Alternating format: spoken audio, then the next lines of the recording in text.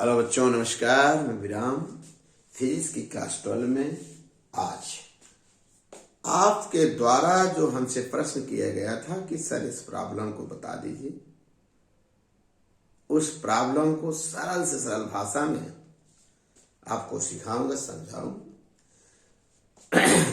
यदि इस प्रॉब्लम को आप समझ गए या आपको समझ में निश्चित रूप से आएगा तो आप इस प्रॉब्लम के माध्यम से यूपी बोर्ड या किसी बोर्ड या कंपटीशन में सवाल को सॉल्व कर सकते हैं।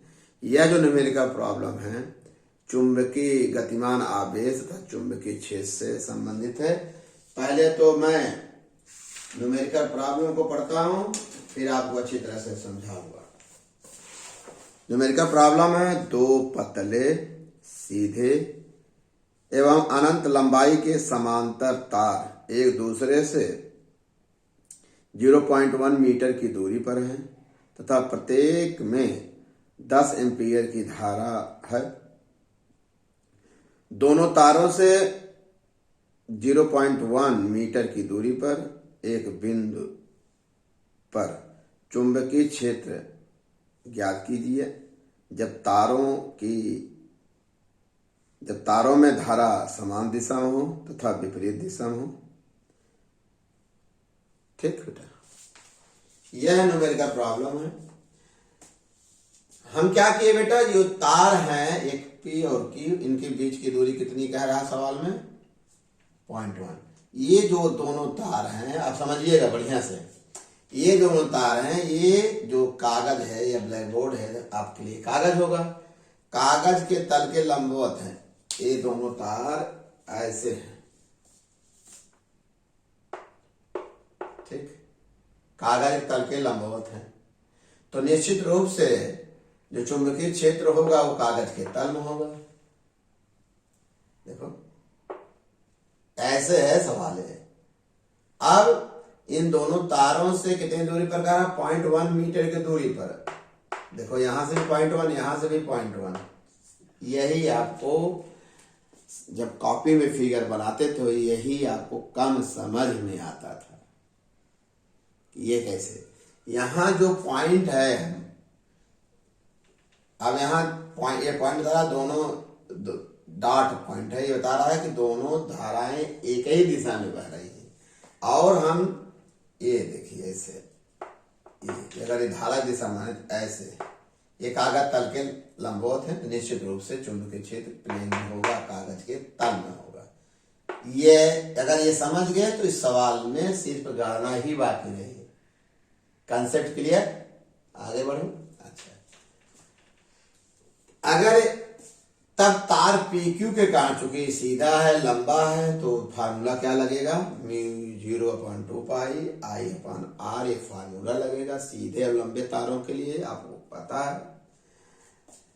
तब तार PQ, ये तार PQ के कारण बिंदु O पर उत्पन्न चुंबकीय क्षेत्र B1 μ0/2 पाई I वैल्यू रख दीजिए तो यह B1 बराबर 2 × 10⁻⁵ वेबर प्रति मीटर स्क्वायर। दिशा यही समझना है बेटा।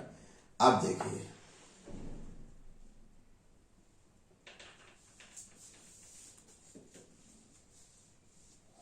दिशा आपको समझना है ऐसे।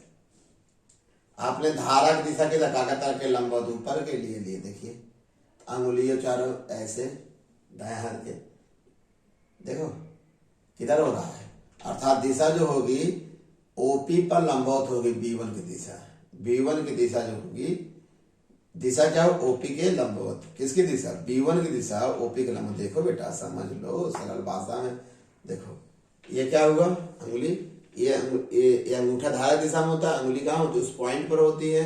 और जिधर होगा वही, ये पाम जिधर धक्का देगा वही क्या होता है बेटा? B की दिशा होती है। ऐसे रखोगे, इसका मतलब दिशा जो होगी OP पर लंबवत होगी। यहां पर आप लिखना चाहे तो लिख लीजिएगा, मैक्सवेल के दक्षिणावर्ती पेज के अनुसार B1 की दिशा OP के लंबवत होगी। अच्छी बात है। इसी प्रकार, इस प्रकार इसका आपने कैलकुलेशन किया, सब वैल्यू रख दिए। अब इसी प्रकार तार Q के कारण, तार इसका Q के कारण बिंदु ओ पर चुंबकीय क्षेत्र लिखना है, आप लिख लीजिएगा, लिख लिए होंगे प्यारे बच्चों। तो बस गणितीय वैल्यू जितनी होगी, फिर दिशा देख लो, फिर वही हाल आएगा। किधर होगी? ओ की पर लंबवत B2 दिशा क्या होगी? यहाँ 90 अंश कोण बन रहा है, ध्यान रखना, इसके और इसके नाम की ओ की पर लंबवत होगी, और ये भी पहले बता चुके हो गए थे। आप देखो जरा ध्यान से, बिंदु O पर दो चुंबकीय क्षेत्र काम, एक B1 और B2, अर्थात इनका परिणाम ही निकालना पड़ेगा। तो इसका मतलब हमें B1 और B2 के बीच कोण ज्ञात करना पड़ेगा। सीख लीजिए, मेरा नियम सीख लीजिएगा, विराम सर का नियम आप सीख लीजिए, आपको कोई समस्या नहीं होगी। तो परिणामी निकालने का हमारे पास एक ही मेथड होता है, क्योंकि चुंबकीय क्षेत्र सदिश राशि है, तो उनका जो परिणामी निकालने का नियम है वही है, आर स्क्वायर बराबर A square plus B square plus 2ab cos theta. Theta माने ए और बी के बीच कोण, जो हम लोग वेक्टर नियम में जानते थे। यहाँ थीटा होगा B1 और B2 के बीच कोण, जल्दी से निकाल लो। चूंकि सब भुजाएं बराबर है, 60 अंश होगी, तो देखो ये पूरा कोण कितने अंश होगा? एकांतर कोण है, ये भी 60 अंश का होगा। आपको ये पता है, ये ना, ये पूरा 60 अंश हो गया, और जानते हैं ये भी 60 अंश का होगा, और ये कोण कितने अंश होगा? 30 अंश। जब पूरा यहाँ से लेकर यहाँ तक 60 है, जब ये 30 अंश होगा, ये भी 30 अंश होगा। इसी प्रकार आप इसको भी कर सकते, ये 30 अंश होगा, अर्थात है B1 और B2 के बीच का कोण कितना हो गया? 60 अंश। 30 ईयर। समझ में आ गया कैसे हम समझाएं? चूंकि ये 60 अंश है और इस पर 90 अंश है, तो ये भी 30 अंश होगा। अब चूंकि ये इसके समांतर यह होगा, तो एकांतर कोण, ये पूरा कोण 60 अंश का होगा। जब ये 30 अंश हो, तो ये भी 30 अंश होगा। इसी प्रकार इसको भी कर सकते हैं आप। देखो कैसे, ये यहाँ गया है, ये पूरा कितना, ये पूरा 60 अंश है, और ये इस पर 90 अंश, सही है। अर्थात B1 और B2 के बीच का जो कोण बना कितना आ गया? 60 है। अतः बिंदु O पर परिणामी चुंबकीय क्षेत्र होगा वही। हम सिस्टम में कुछ नया तरीका नहीं अपनाएं, जो आप समझ सकते हो वही तरीका अपनाएं। B स्क्वायर बराबर B1 square plus B2 square plus 2B1 B2 cos 60, B1 और B2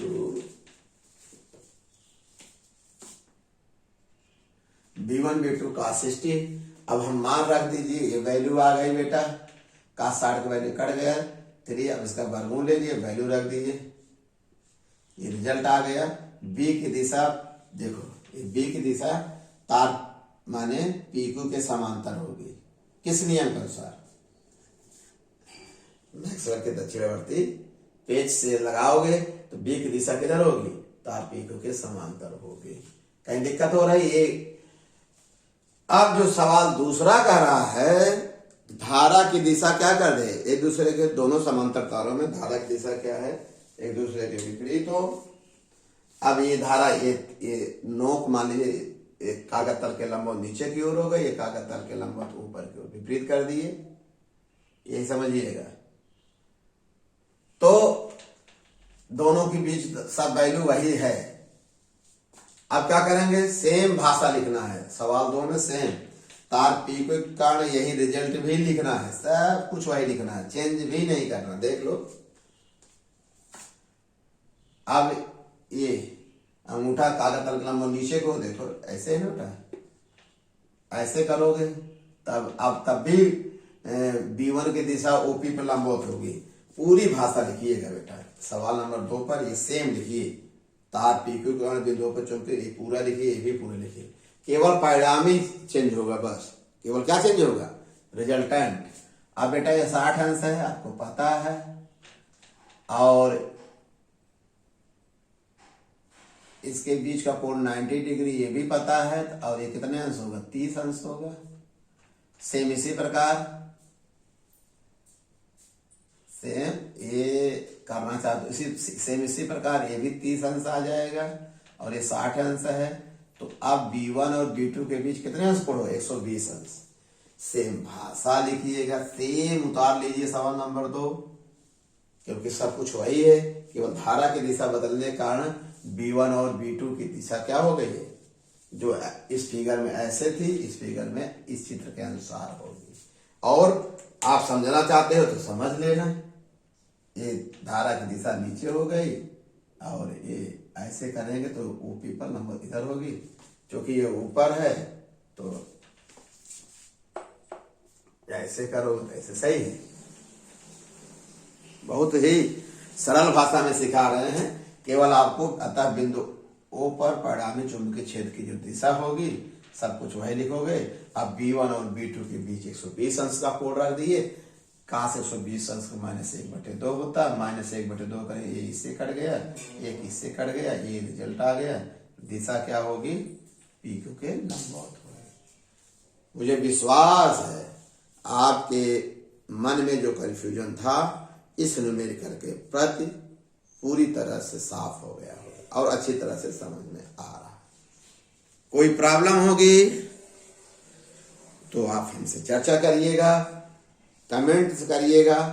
लेकिन प्यारे बच्चों, फिर इस बार आपके पास जो रेफरेंस बुक है जिसके द्वारा ये प्रॉब्लम पूछे हैं, तो उसमें आप एक चीज जरूर समझिएगा, जो समांतर जो तार हैं सीधे लंबे ऐसे हैं कागज तल के लंबवत, दिशा का निर्धारण करना सीख जाएंगे तो इस सवाल में मुझे विश्वास है, इस सवाल में कोई प्रॉब्लम नहीं होगी। मुझे विश्वास है दिशा का निर्धारण करने के लिए जो हम प्रैक्टिकली व्यवहारिक उपयोग किए हैं उसका उपयोग करोगे तो कोई प्रॉब्लम नहीं होगी।